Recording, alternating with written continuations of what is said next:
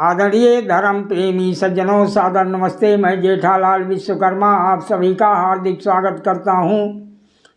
कहानी पंचतंत्र की। कहानी का शीर्षक है चाल। एक नदी के किनारे एक विशाल पेड़ था। उस पेड़ पर बगुलों का बहुत बड़ा झुंड रहता था। उसी पेड़ के कोटर में काला नाग रहता था। जब बगुलों के अंडों से बच्चे निकल आते तो मौका मिलते ही वो नाग उन्हें खा जाता था। इस प्रकार वर्षों से काला नाग बगुलों के बच्चे हड़पता आ रहा था।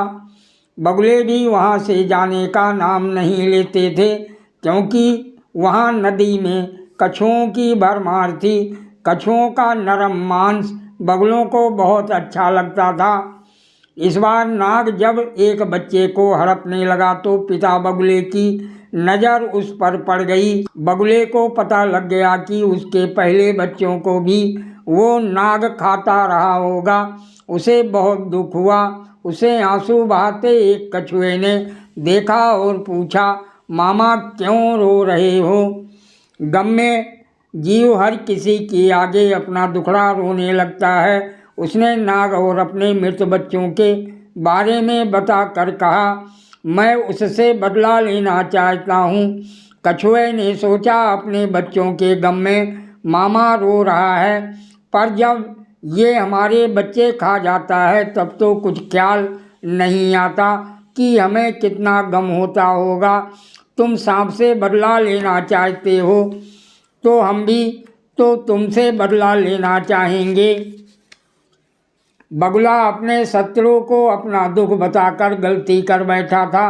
चतुर कछुआ एक तीर से दो शिकार करने की योजना सोच चुका था। वो बोला, हे मामा, बदला लेने का मैं तुम्हें बहुत अच्छा उपाय सुझाता हूँ। बगुले ने अधीर स्वर में पूछा, जल्दी बताओ वो उपाय क्या है?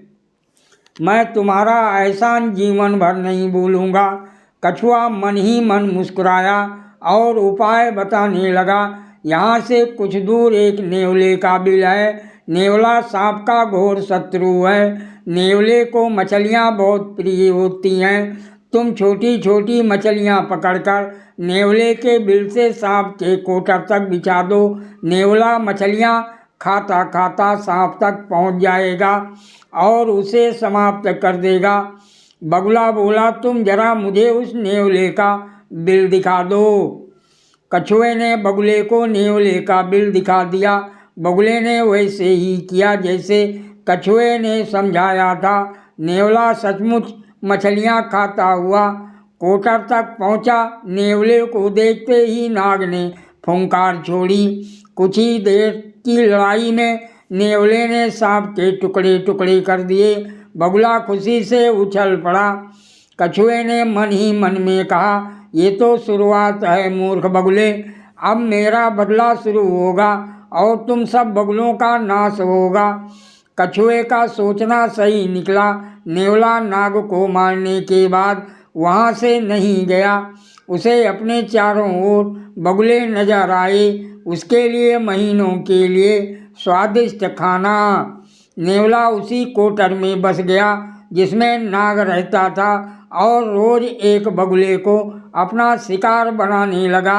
इस प्रकार एक एक करके सारे बगुले मारे गए। सीख, शत्रु की सलाह में निश्चित ही उसका स्वार्थ छिपा होता है। सादर प्रणाम।